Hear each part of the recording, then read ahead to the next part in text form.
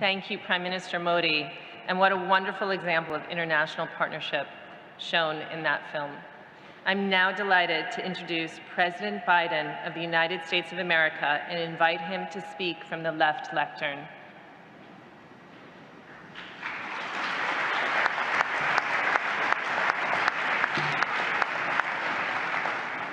Thank you.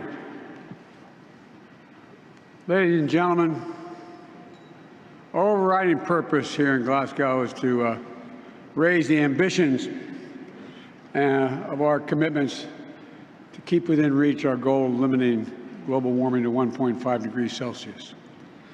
But setting ambitious targets is only half of the equation, as you all know. We also have to have concrete plans for how we're going to meet those goals and decarbonize our economies to reach net zero emissions by 2050. To start, state the obvious, we have to immediately scale up clean technologies that are already commercially available and cost competitive, like wind and solar energy. In the United States, we set a goal of deploying 30 gigawatts of offshore wind by 2030, creating tens of thousands of good-paying union jobs for American workers, and meeting the power needs of almost 10,000 American homes every year. We can do this now. We don't have to wait. At the same time, we recognize that our current technology alone won't get us where we need to be. So it must also be a decisive decade for innovation, developing, demonstrating, and commercializing new clean energy technologies by 2030 so that they can be widely deployed in time to meet our 2050 net zero goals. Clean hydrogen, long-duration energy storage, next-generation renewables and nuclear, carbon capture, sustainable agriculture, and so much more. We need to invest in breakthroughs, and I welcome the UK's leadership on the Glasgow Breakthrough Agenda. Innovation is the key to unlocking our future. That's why the United States is working to quadruple funding for clean energy research and development over the next 4 years, and will lead a year of action in 2022 to advance clean technologies globally. Over the past 2 days, I've announced several U.S. government-led initiatives to help develop and scale clean energy transmission. But we can't achieve our goals through government action alone. I'm looking at some of the men and women in front of me that can help accelerate and develop clean energy technologies. The United States and the World Economic Forum are launching the First Movers Coalition. So let me explain what the First Movers Coalition is, and I expect we already know. The First Movers Coalition is starting with more than 24 of the world's largest and most innovative companies.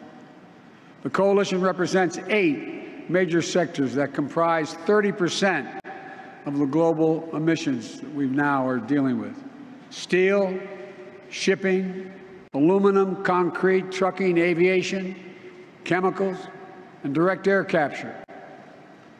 These companies will be critical partners in pushing for commercially viable alternatives to decarbonize these industrial sectors and more.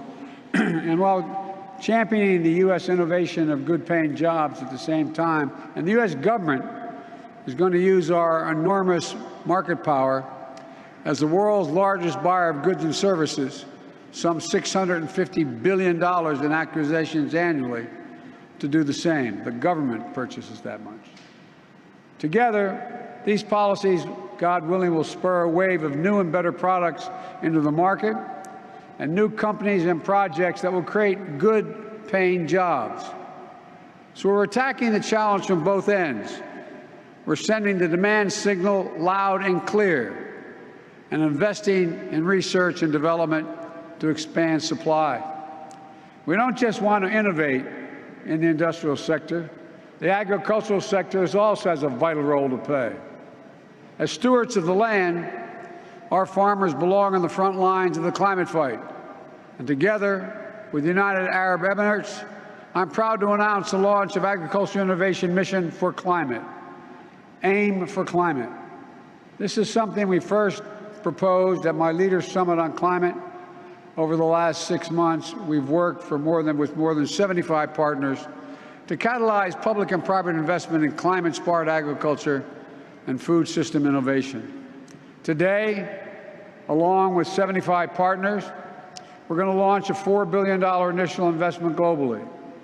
The United States is planning to mobilize $1 billion of that $4 billion over the next 5 years, and I invite all of you to join us in working to double the investment by the time we meet at COP27. As with every aspect of the climate crisis, no one can do this alone. We need all of us working together. I know you're tired of hearing that said. It's said over and over and over again, but it's true. And as we do, the United States will lead by example and share with the world our considerable powers of innovation. And as my grandfather would say, with the grace of God, the good little neighbors, and the creek not rise, and we're going to make a lot of progress. All kidding aside, I think there's virtually nothing we're unable to do, particularly when we do it together. And again, I want to thank all the private sector for their work. Thank you.